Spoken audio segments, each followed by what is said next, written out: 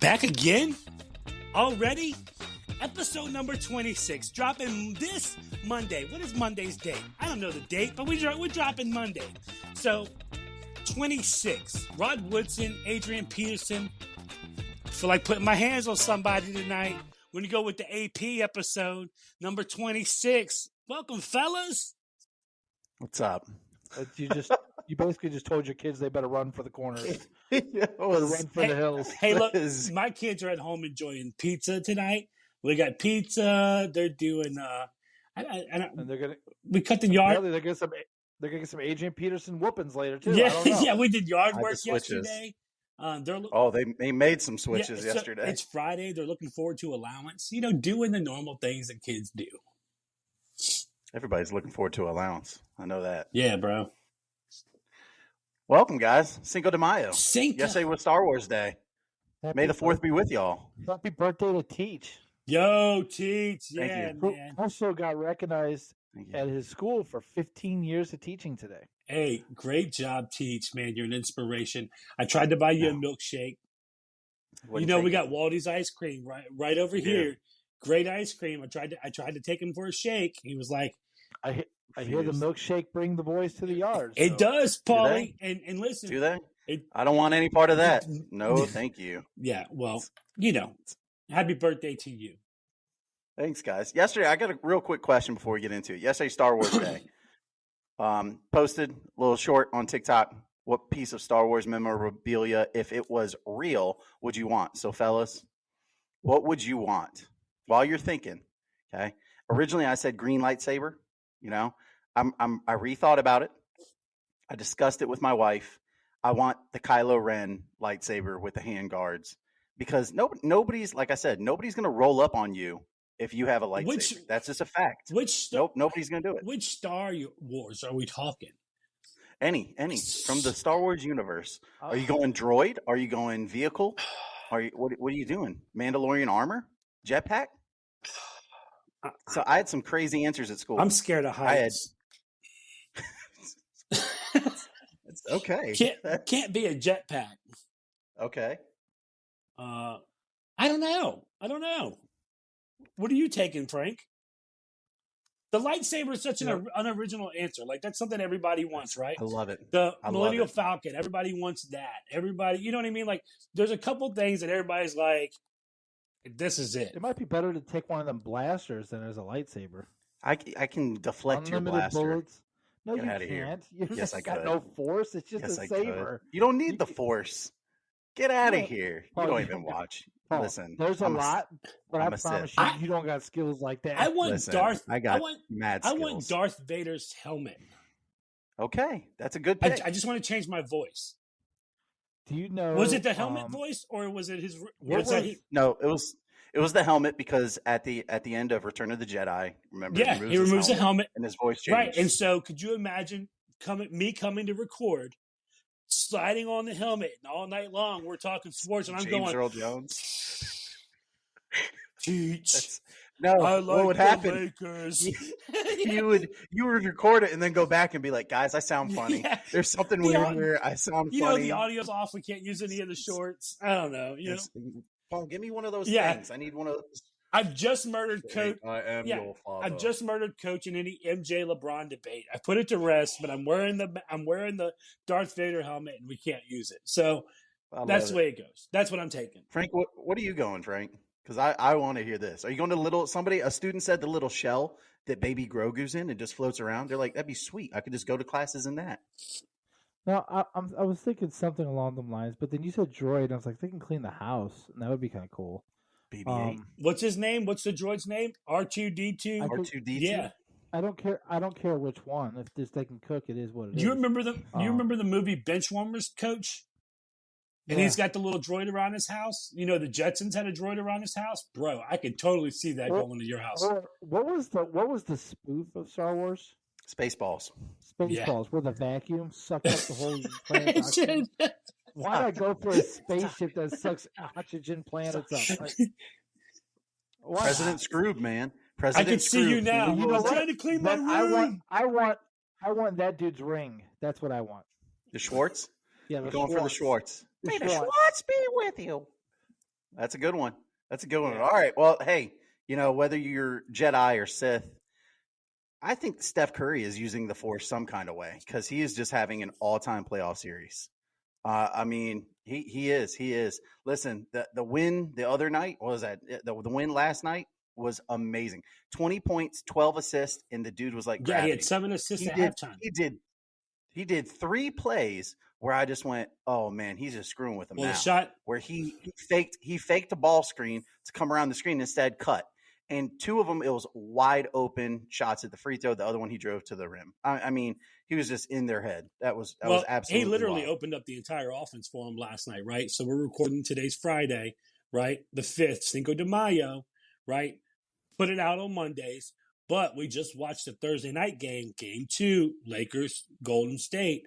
And Steph opened everything up for them. Matter of fact, Coach text like after the first quarter, he was like, "Great first quarter." And I immediately started rebuttaling, like, wait a minute, bro, because they're getting anything they want. They're just missing shots right now. But we were only up 7 after 1. We could have been up 15. You know what I mean? And then they had a 17-point swing in the second quarter because they started hitting some shots. But Steph was driving. They didn't know whether he was going to teardrop it, lay it, pass it out. They couldn't figure it out, man. It's just one of those things. It brought an interesting question to the table. So, Podfather, what was your question for the group? Yeah, go ahead. Let's get this started. Now we can't just determine this off of last night, right? Because there's so much more than last night on my question. We could revisit Game 7, the 50-piece that he put up, barbecue chicken that he put up last series. Amazing Game 7 against Sacramento. In Sacramento, the worst road team in the NBA goes to Sacramento. He hangs 50, carries them into the next round, and now they're 1-1 with LA. Listen, here's my question, guys, in all seriousness. At what point do we have to move Steph Curry? It's a 2-part question. What point do we have to move Steph Curry into the top 10? And then who falls out of the top 10 because of it? And at what point do we have to say, is Steph Curry the best point guard to ever play in the NBA? He may not be the best passer. He may not be the best defender. But Magic wasn't a great defender. He was a solid defender. He wasn't a great defender. Took a lot of plays off, rested on defense a lot. Could pass the ball, but he could shoot. Nothing like Steph Curry. When it comes to endurance, shot making, shot creation, we've never seen anything like Steph Curry. Never. No. And so where does he stand in you guys? I'm going to give you my top 12 list right now. Okay? I'm just going to read it off to you guys. This is the Podfather. This is Alex's top 12 all-time NBA list. I'm going to ramble it out now. You can agree, disagree. That's not the conversation. It's where does Steph fall in this list, okay? Number 1, I got MJ. Not debatable. I argued with Frank about it last time. Not debatable. Number 2, I got everybody's allowed to be wrong. Number 2, I got LeBron James. Number 3, I got Kareem. Number 4, I got Magic Johnson. Number 5, I got Tim Duncan. Number 6, I got Larry Bird. Number 7, I got Kobe Bryant. Number 8, I got Hakeem the Dream Olajuwon. This is where the centers take over. So 8's Hakeem, 9's Shaq, 10's Wilt, 11 is Russell. I had Hakeem on the list twice. That's my bad. If I had to throw somebody else in there right now, this is probably where I had Steph going in before this year, probably somewhere in the 11, 12 rank. So right now I have Bill Russell at 11, right? So Steph would probably be 12. KD following, maybe 13, Oscar Robinson, something like that. I don't have my entire list with me. I just brought the 12. But that's where I have Steph right now is at 12. What point does he go into the top 10? Listen, myself and Coach go over this every summer. Every summer right after the finals, the last 6 years, I think, we've gone over it in depth. So it's been saved on my phone. So, and this is a working list. And I think after he won the chip last year, we really dug into it. And so this is my list. We have the same players. It's a little jumbled about. I have LeBron James first. I think he's the best all-around player with the championship pedigree and longevity. So I can't keep him off the top. Sorry to hear that. Michael Jordan second. There goes that milkshake. Michael Jordan second. Greatest run of all time. The 6 years, 3 before retirement and 3 years Yeah, after. for sure. I wish he played longer. I have Bill Russell third. Again, it's my Celtic homer. That's fine. I think he's the greatest winner of all time. I understand he had Bob Cousy, he had Sam Jones, he had Havlicek, he had a lot, but he was also the heart and soul of a Boston team and probably the most racist city in the country. Also, during a time where it was extremely hard for him. Forget social media; he was dealing with social issues. Kareem Abdul-Jabbar, I have fourth. He had an undefendable move, the skyhook. Great winner. He was a headache to play with, and that kind of gives credit to another guy, Magic Johnson. I do have Wilt Chamberlain fifth on my list. He's the most dominant player of all time. Perhaps there's an argument out there with Shaq. Yeah. Tim Duncan, I have sixth, most underrated player of all time, even as the sixth best player on my list. I think everything he did defensively, offensively was amazing. Kobe Bryant, I have seventh, greatest second act in basketball history. That post Shaq career was interesting at first, and then once he navigated and getting some help, it was. I think it's the greatest second act in basketball history. He's the closest thing to Jordan we've ever seen. Then I have Larry Bird and Magic Johnson right next to each other.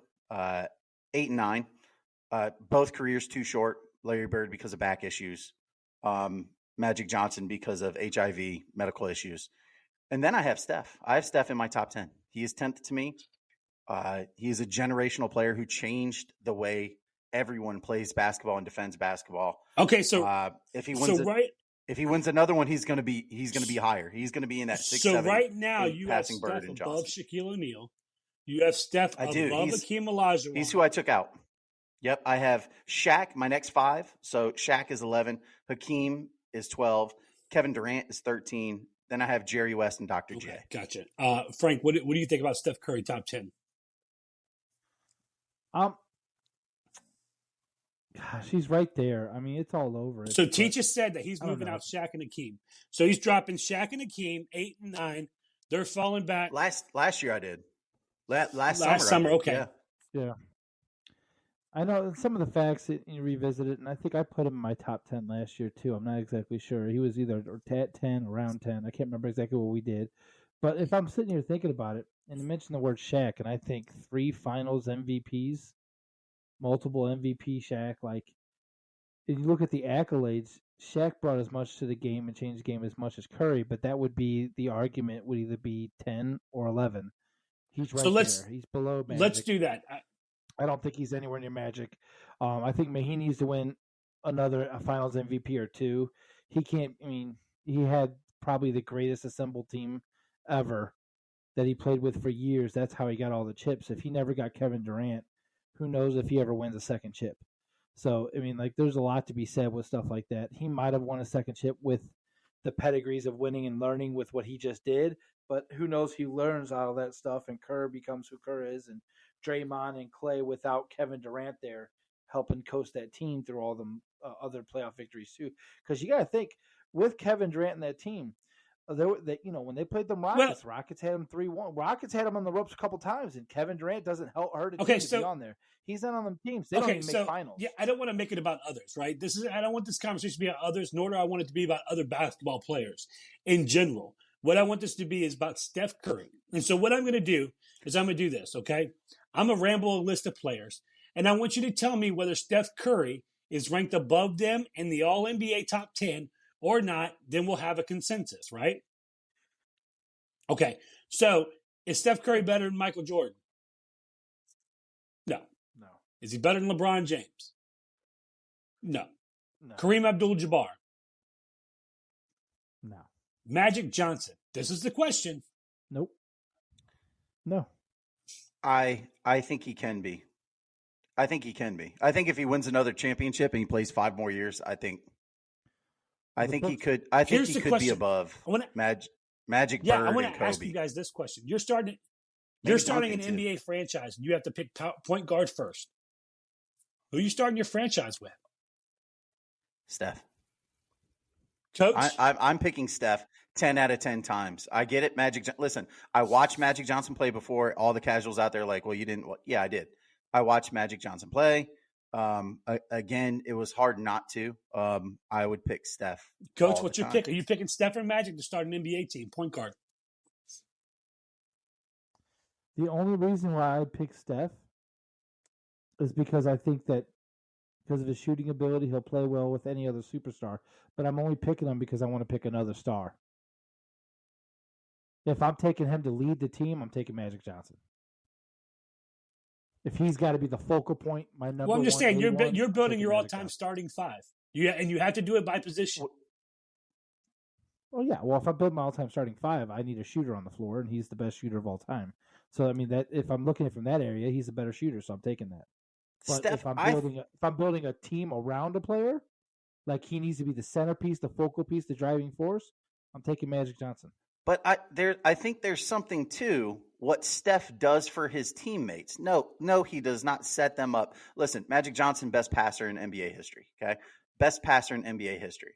But I think what Steph does on the offensive side of the ball, drawing defenders away, defenders not knowing whether he's going to drive and finish, like Podfather said, he's one of the greatest finishers in NBA history, or pop out with his quick release. You don't know. And I think that's what, for me, says he can get as high as fourth. When his career is done, we might be talking about Mount Rushmore, LeBron James, Michael Jordan, Kareem Abdul-Jabbar. For me, Bill Russell. Okay, you're jumping the gun. If he gets a We're couple finish championships. that's going to be the finish of the conversation is the Mount Rushmore piece. But let me keep going through these lists. All right. Tim Duncan. Is Steph a better? I think he. Right now. I'm right talking now? right now. 50 piece put up. Championships, NBA Finals MVP. No. Okay. Not Larry yet. Bird. Not yet. Not yet. No. Kobe Bryant. No. Not yet. Akeem Olajuwon. No. So yes. I don't think so. I think Akeem had a. I think so. That's what I know. See, that's this is where he may be. players. This is the three players. Akeem, Shaq, and Curry is where it rumbles into each other. I have him above. I think I can move Steph Akeem. above Akeem now. Talking it through with you guys, just having this conversation. That's huge praise I coming think from you. Akeem's my all-time favorite center. I don't think there's ever been a center more talented than Akeem. I think Kareem had an unstoppable move that made him the best center to ever play the game. But I think Akeem is the best footwork, best defender. You put it all together, best jump shot. Akeem Olajuwon had it all, right? But I think I can move Steph right now. In the Podfathers top 12, Steph Curry now leaps Bill Russell, Wilt Chamberlain, Shaquille O'Neal, and Akeem Olajuwon, and is right below Kobe Bean Bryant, and he's at number 8 in the all-time top 10 list. All time. Yeah, that's valid. I think that's valid. Thoughts? All right, give me your thoughts. Agree, not agree, and why? Yeah, I mean, I think for sure. I think that is. I think he's right there. And like I said, I think the only thing missing out of Steph Curry's bag of tricks is this longevity. Because I believe. All right, so I believe that's what helped me decide between LeBron James and Michael Jordan. So I think the same argument holds weight with Steph Curry. If he continues to dominate at the level at which he does, I think he's going to be right there. And that leaves me having Kevin Durant at number 13. By the way.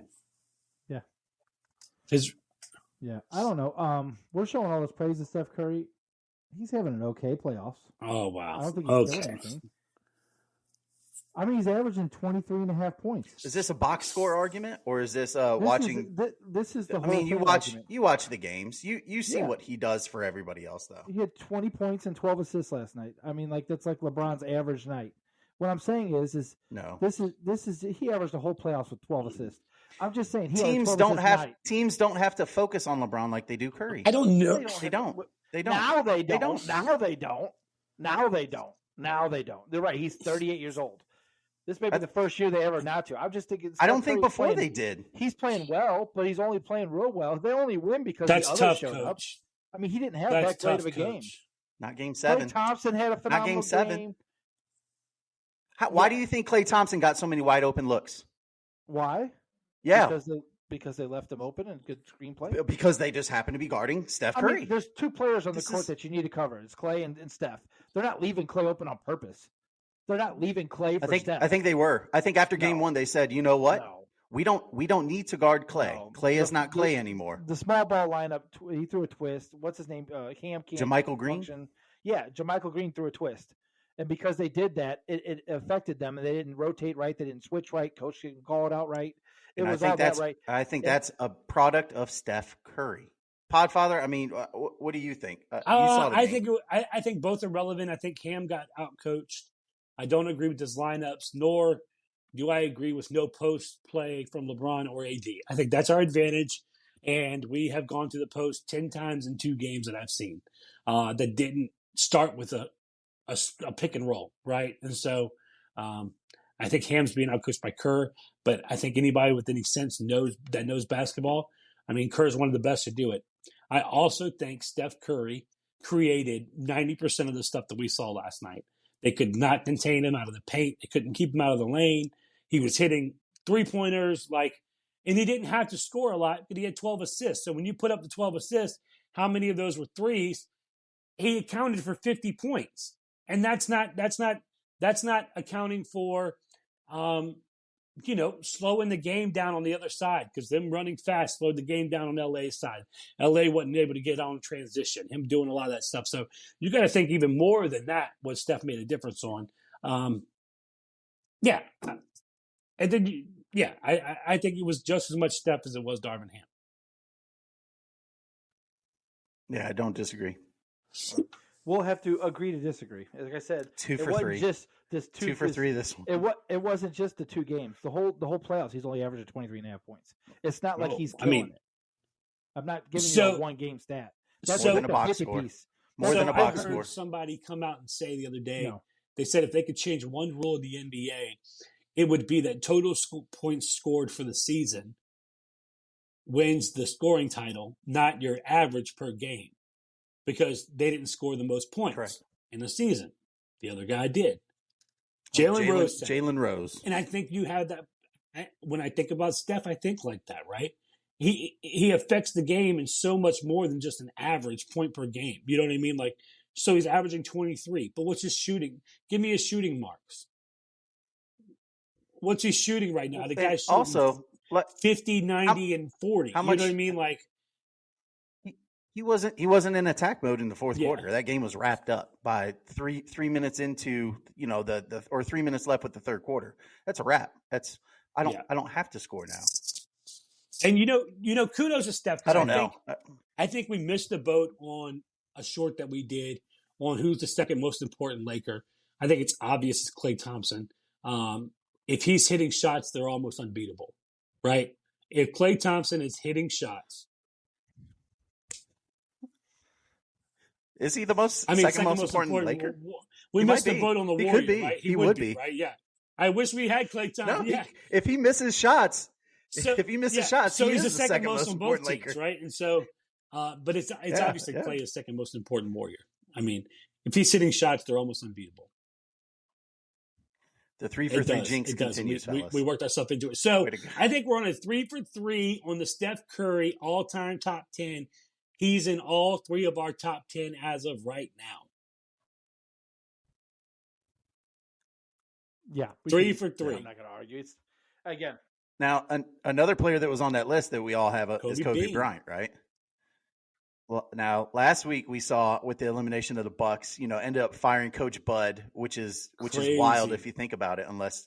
And they say, hey, we know who we want to coach. He's coaching in the playoffs right now. So I don't know. Maybe Darvin Ham comes back. I hope he does.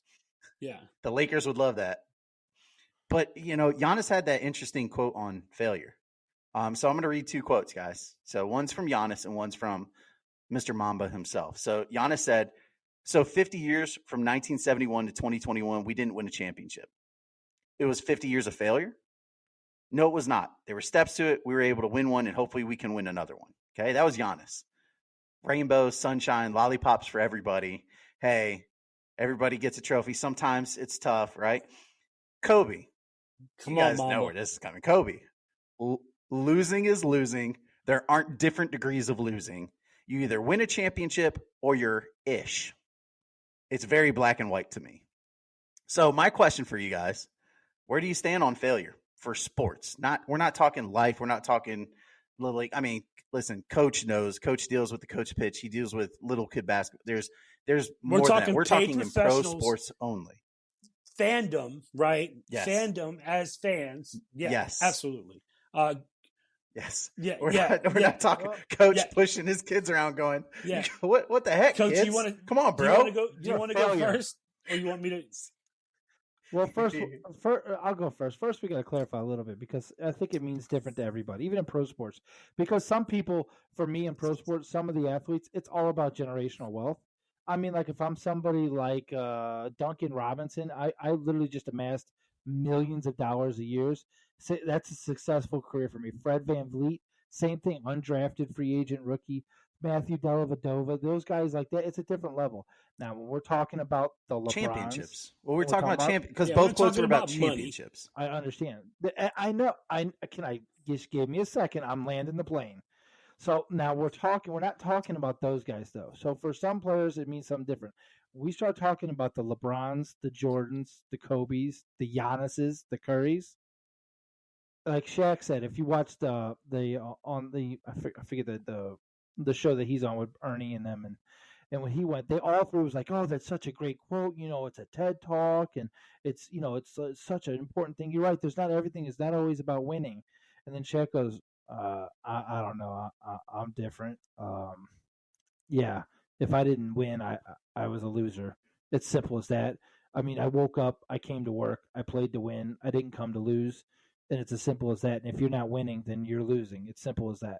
There's one goal, it's championship. If you don't reach that goal, then you failed. And you try it again next year. He goes, the difference in saying that it was a failure of a year and the difference in saying that you're a failure of a person is what Shaq was saying. And Giannis was taking it almost personal, it looked like it was calling him a failure. No, nobody calls you a failure. The season's a failure. You didn't accomplish your goal. You're the number one seed. You were dominant all season, and then you got an 8 seed. You got smoked. A play-in team. It's rare air. Yeah. Rare air stuff happened that on this year, and so that I'm a little bit on both, but I'm more on Team Kobe Bryant's. Yeah, I'm more on Team Kobe than anything. Again, this is professional sports. I'm talking about the top echelon players. Like for Steph Curry, I got to believe this year, if he doesn't win it all, it's got to be a failure. And I got to believe that for Kevin Durant. I got to believe that for Jason Tatum, Jokic, Embiid, the guys everybody. Who are left. Yeah, all these top players. You're absolutely right. You're absolutely right. Yeah, Podfather, no, for sure. I think I you know what side I'm on.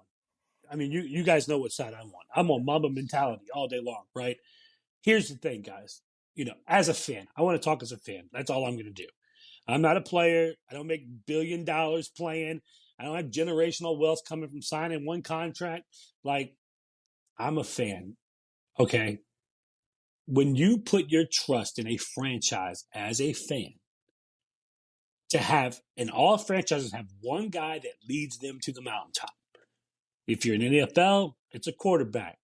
If you're if you're playing basketball, it's one of those starting five. Okay, somebody's leading you to the mountaintop. I think with Giannis, I just hear people being like, unless you're the Detroit Pistons, unless you're the Baltimore Ravens. See, that's different exceptions. Like okay, the season wasn't a failure because we knew we were going to get a lottery pick, and now we're going to end up with Wembanyama, right? And so we won the draft lottery. Season's not a failure, but it's about championships. We're trying to hang banners, baby. Like, that's a second-tier success.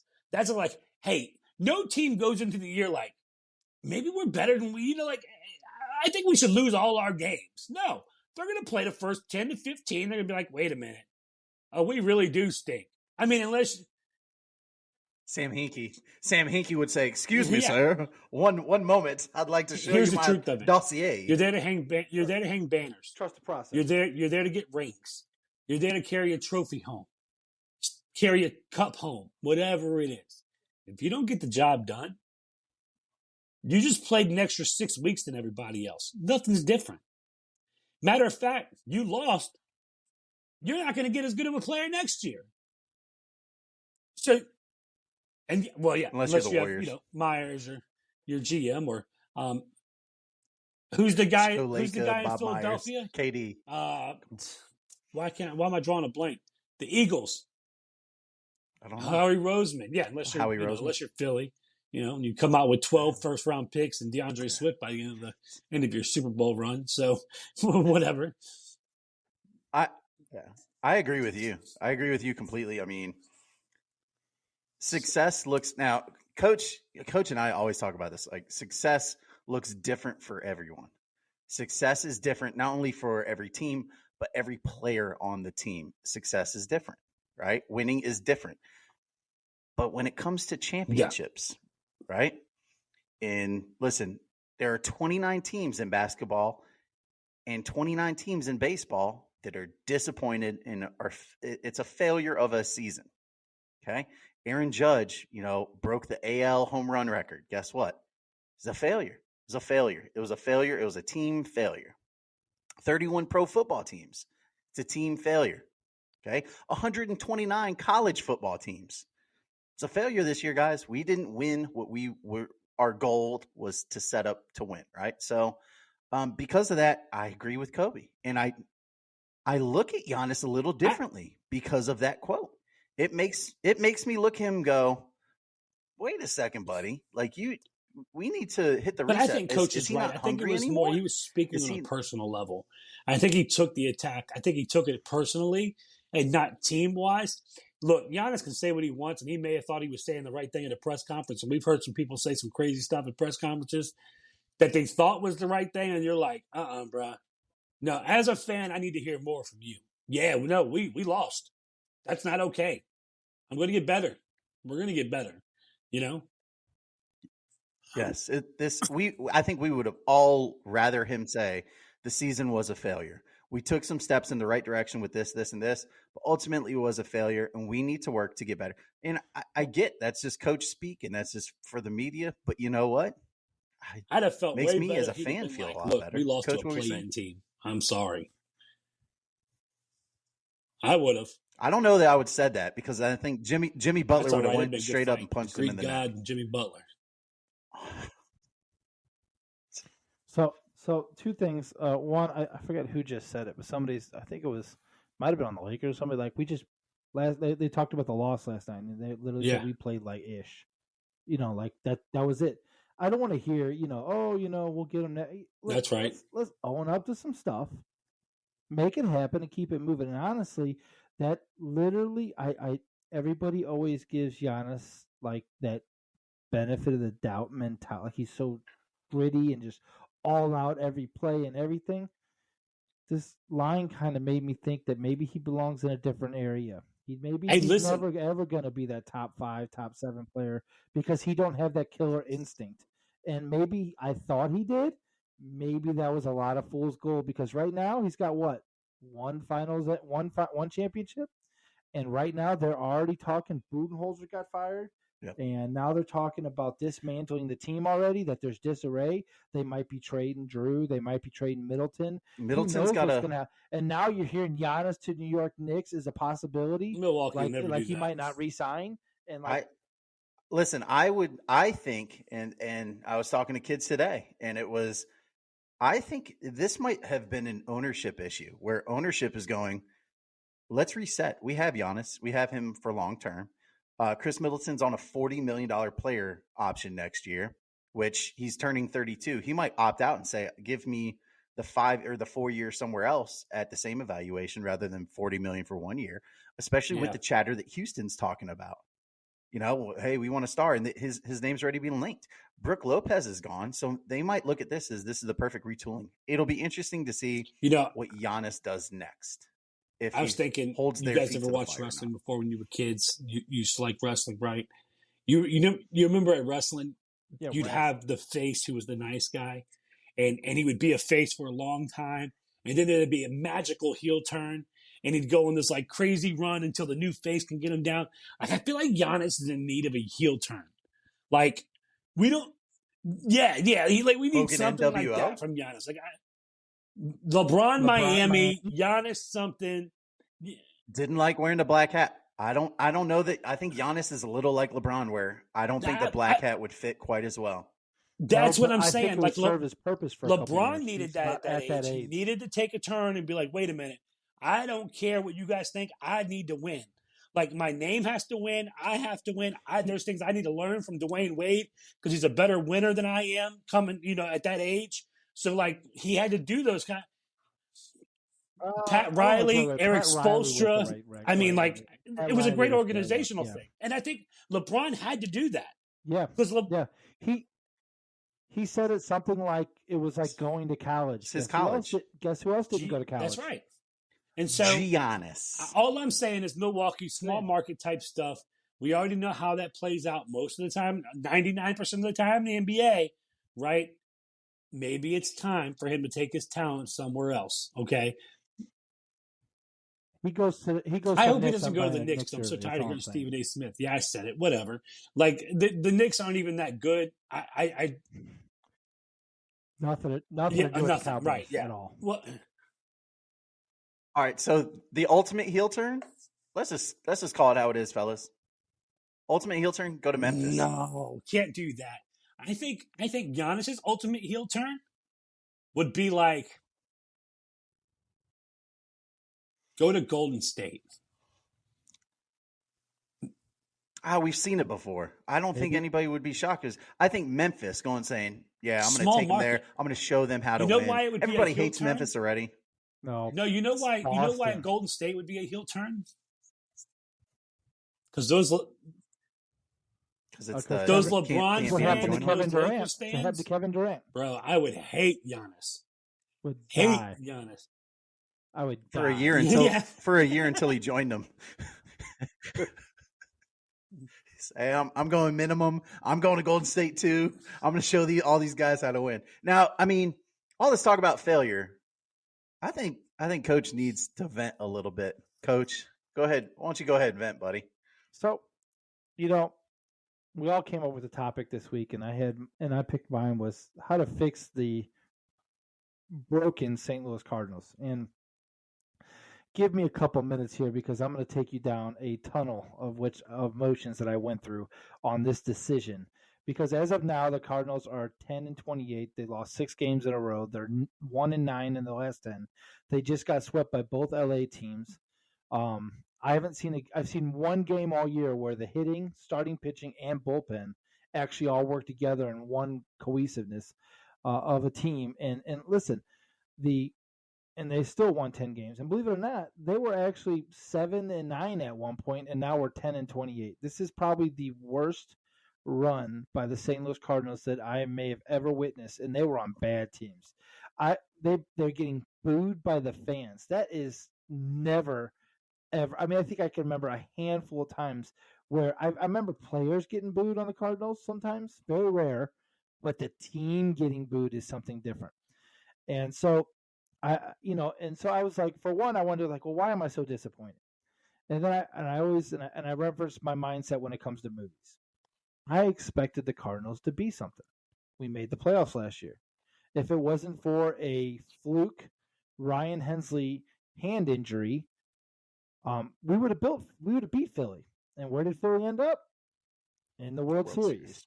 And I think we had a magical team with magical stuff happening, and it ended in tragedy. But now we're going to this year. We pick up Wilson Contreras, who's he's not Yachty behind the plate, but Yachty wasn't Wilson Contreras when he's hitting either. So there was some plus minus there. We were promised by the front office staff that we were going to spend some money, and how many free agent pitchers do we get? 0.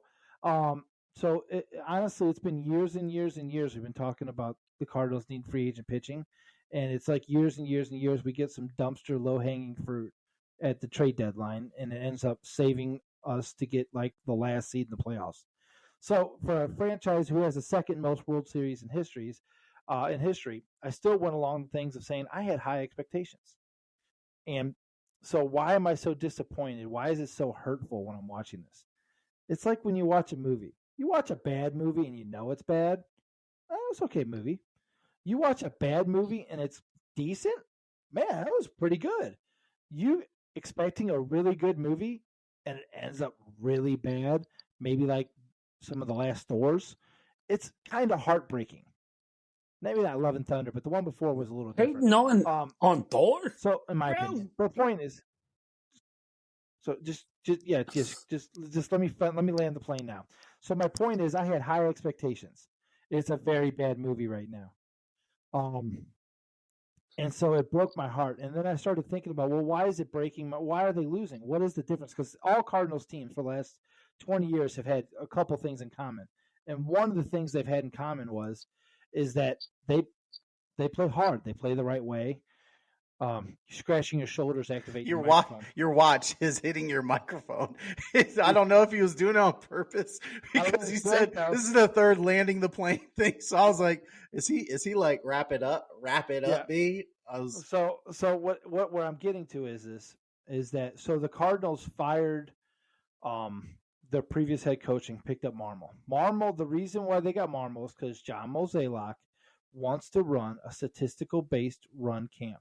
Kind of like the Dodgers, it's literally Moneyball is the reason why we're doing this. Everything is a new age, next gen, computer generated. This is what we're going to do. This is where we're going to throw the pitch. This is the batter we're going to bat. This is where in the lineup they need to bat. This is how many pitches they need to take. Rays. The Rays. It's 100% up and down the lineup. And why? The rest of the league really does this, and it's going around the league. It's not just like it's one or two teams that does. There's quite a few teams. But you're like, oh, well, the successful teams win it all. Well, the Dodgers and the Red Sox, who won it all by doing this as their mainstay, also spent the most money doing it. So let's not actually just attribute it to one factor. It's a coaching style. So, and what this comes down to is like the Cardinals are at 10-28. I've come to the realization that if they're running these numbers and it's the first time they've ever done it, they're making mistakes. They're not getting rid of their coach because this is the coach that the front office wants. Because I was like, fire the coach. And then I thought to myself, they're just going to hire somebody else with a different name that acts exactly the same. They want somebody to run it the way they run it. This is what they want. And and John Mozeliak just got a new bump. So he just got a new contract. They're not letting him go. He's not going anywhere. They're allowing him to do what he's got to do to make things happen. Nolan just re-signed. We got him for 5 or 6 years in a row. He ain't going nowhere. Paul Goldschmidt's got a couple years left. There's nothing's changing. So they're trying to run this out. They're frustrated. Everybody's frustrated. But really what it comes down to is statistical playing in any sport where it's just stat-driven everything. I just don't love it. I never have. I don't know if I ever will. I understand the concept behind it, and it sounds great. But you know what stats don't account for? Derek Jeter's that catch between home plate and first. Flip. Yeah. Flip. You know what it don't account for? Derek Jeter diving so you're in the Yankees stands and fan breaking now. his face in half for an out and in a winning game. You know what it don't account for? He's always been a semi-Yankee fan. I've always loved Jeter. They don't account for the fan reaching over the railing and catching the foul ball for Moises Alou, and the Cubs end up losing that series versus the Florida Marlins. Steve Bartman.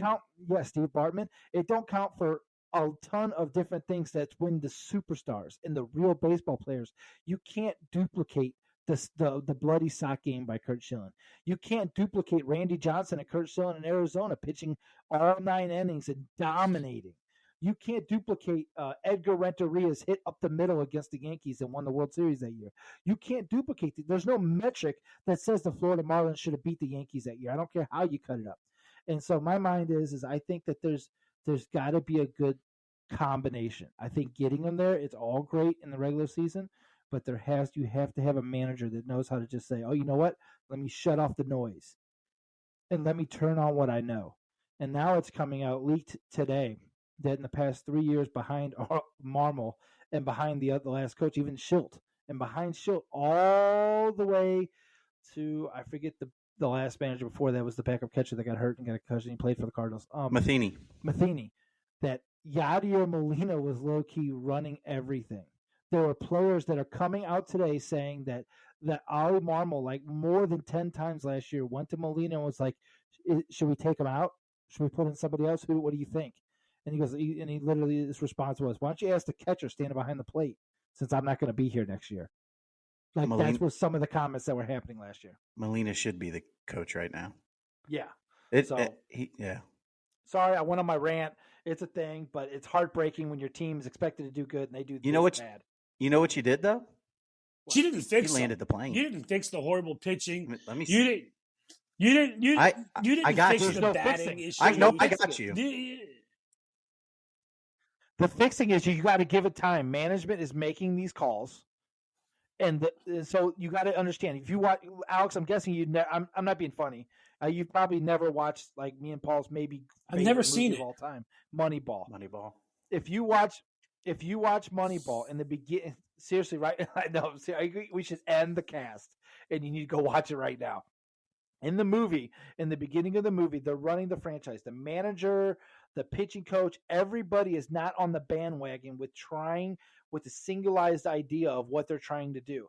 It took them like 30 or 40 games, 50 games, around that time to get warmed up, to learn the stats and what's happening so that they all could be on the same page. Even the star players, which everybody acts like they didn't have star players, but they definitely had star players on offense. They don't Miguel show Tejada, Eric Chavez. Oh, they had amazing players. Jermaine Dye was on that team. Unbelievable careers And they had. They didn't talk about the aces they had. Tim Hudson, Hudson, Barry Zito, Mark Mulder. Traded the Cardinals and sucked the rest of his career. Anyways, point is that whole team, it took them a while to buy in and to learn the system they were trying to do. This is a new thing they're playing, and I realized the only thing that's going to fix this is time. They need to just play through this stuff, get through the struggles. The players need to grit up a little bit. And even today I read an article with Nolan Arenado that he said, everybody's calm. And and I'm not going to the Orioles have the exact opposite record of the Cardinals. 28-10.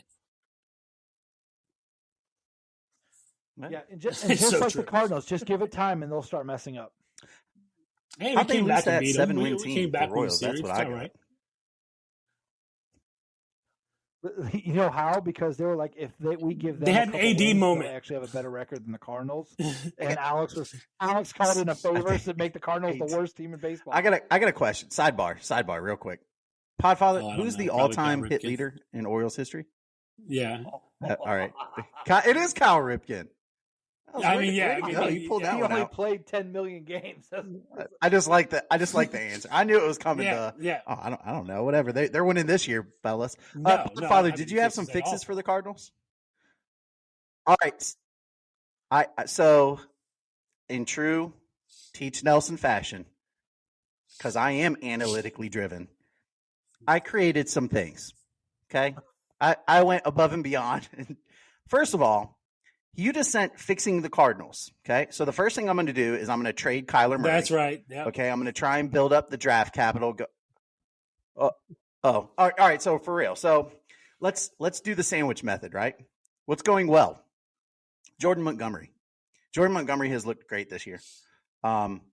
It breaks my heart a little bit. And coach knows this because he was a Yankee last year and I loved him. And as soon as we traded for Bader for Montgomery, we both kind of went like, man, this sucks. I really like my guy, but I'm really excited about this new guy. Okay, great. Awesome. Nolan Gorman's power is legit. He's got 7 home runs so far. He's the truth with a true stroke. Now I worry about where they're going to get more at bats out of him. Goldschmidt's playing decent. As of right now, Nolan Gorman, twisted his back day to day. He's now hurt. Of course he is, because he's the silver lining on everything, right? Yes, Goldschmidt's playing decently, but neither Goldschmidt nor Arenado has stepped up since the WBC. Now, other silver linings, right? Adam Wainwright's coming back Saturday, and every single team that has a skid always has that one pitcher. Podfather, you have that one pitcher who can go out and stop the bleeding. Hey, we're on a 3-game skid.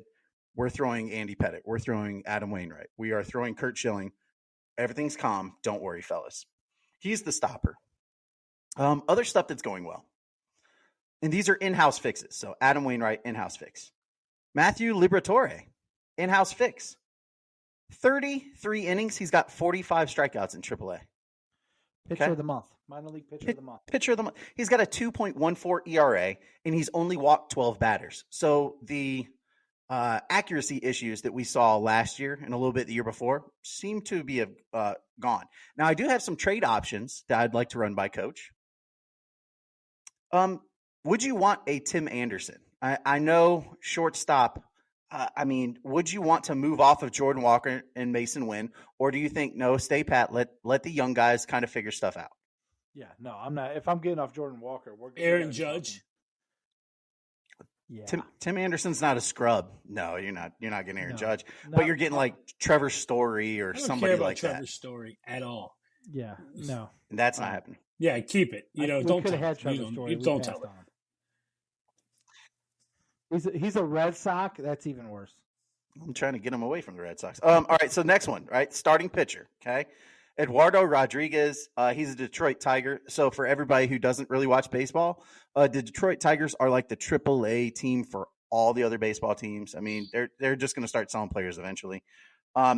He's in the second year of a 5-year, $77 million contract, and he's absolutely balling out. 1.81 ERA, 7 quality starts, 39 strikeouts in 44 innings, and a whip less than 1. Whip is walks and hits per inning pitch. So he is giving up less than 1 walk and hit per inning pitched. So that's good. I think it would be a smart move. You need a veteran presence in there. The young guys aren't working out. And Steven Matz, I would just pack his bag now. See you later. Get out of here. Go away. Yeah. And then the last thing, the last one I have is closer for the Royals, who Podfather just saw the other night, Scott Barlow. He's a 30-year-old closer. He's in the last year, or no, sorry, I think he's got 2 more years of like player eligibility left. He's cheap. He throws strikes. He doesn't have overpowering stuff, but to add to the bullpen for St. Louis, anything would be better than some of the schmucks they have right now. So what do you think of my fixes, Coach? It's your team. I'm just throwing stuff at the wall, hoping something sticks.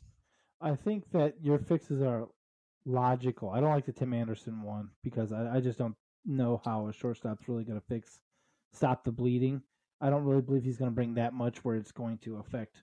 I mean, we honestly on offense, it really comes down to if Goldschmidt and Arenado start hitting it'll be contagious for everybody, and because they actually batted Gorman in between, like in front of them or in between them, and then it stopped working because no one wasn't hitting the broadside of a barn. And actually no, and then Gorman took a dip after that for a couple games because of it. But to the other points, the pitchers, you know what's really Detroit is pitcher rich. I mean, they're not even pitcher rich. They just have a great system over there right now. In fact, we play them this weekend, the 3-game set, which we got Monty on the mound tonight. We got Wayne Round going on Saturday night. And which is when deals happen. When you're visiting teams, when teams are visiting, you get the GMs together, and hey, guess what? How's Erod? Erod. What's K-Rod up to? Why don't we send him on this way? I was about to say that doesn't fix any of their hitting. I was just looking at it. I don't think it's hitting. I think it's pitching. I think pitching is where the Cardinals have struggled this year. They're giving up 8 or 9 runs. With runners in scoring position. Yeah. That's 4th most in the league. They also had their middle of the pack in the rest of the batting stats, especially in their last of the pack, like down in the bottom quadrant for anything with runners in scoring position. So they're just choking it out. You know what I mean? Like, listen, baseball. All right, so baseball pitchers have an advantage early in the season. Hitters will catch up with the pitchers. That's how it is every year, Podfather. It's just always how it is. For the first 3 months of the season, it's a pitchers league, and then next thing you know, the bats wake up and summer comes. And so when you and baseball is an unusual sport. When you go on a slide, the whole team slides. So when runners go on scoring position, the team wants to hit more. They want to do better. And in baseball, is one of the basically they just suck right now. You die. Like there's nothing you can do. Basically, no. What's basically they must have caught the bird flu from Baltimore. Keep it over there in St. Louis for a little while. A Cardinal and got some life in them. Giannis. Giannis. Wait a second. Giannis would be saying it's all part of the process. Don't be upset. It's not Frank. Failure. Don't be That's upset. what he'd be saying. Part of the process. No, be upset. Be upset. The disparity between Baltimore and St. Louis, just like COVID, this too shall pass. Don't worry. Whoa. Wait a second. As of today, the World Health Organization has announced we're done. There's no longer a COVID pandemic. Fellas, we're out of it. We made it. It happened the day after May the 4th. Great job, guys. May the 4th be with you. Great job. That's not a coincidence. That's not a coincidence. I think not. I think not. You pancake eating mother. That's your favorite saying in football, isn't it, Teach? Who day? Who day? No. They went home from fighting a one-legged Patrick Mahomes. That's who they are. Yeah. Well, listen, I do think the Cardinals are coming back. I don't think if I had to make That's a a major life bet, will the Cardinals finish above 500 on the season? We could have bet like $5. As all should be. I mean, it's not on FanDuel. I can't parlay it. It's. I don't gamble anyway, so we'll just make the life bet. I would say they're going to finish over 500 or better. What would you say, Coach? That's my team. When the Lakers were horrible, I don't care what Podfather says right now. I was the first one to say, you know what? It 17-4.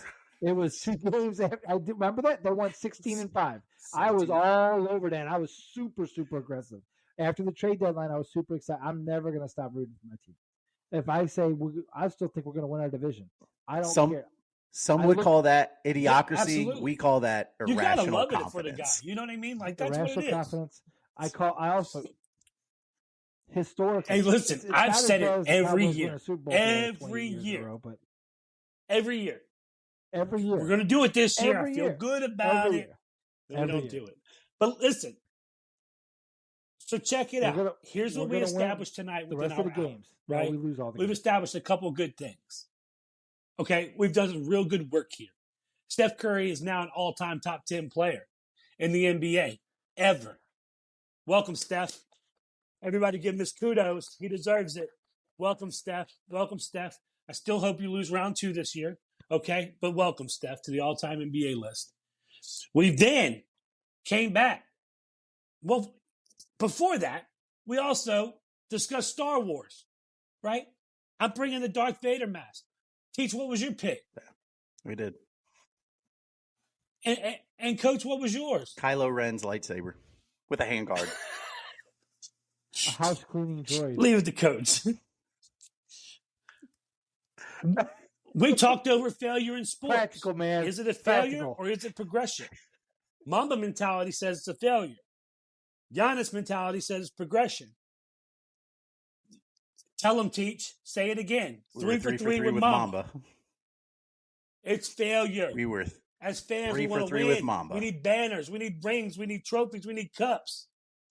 And then there's no fixing the Redbirds. Teach threw out everything. He threw out everything.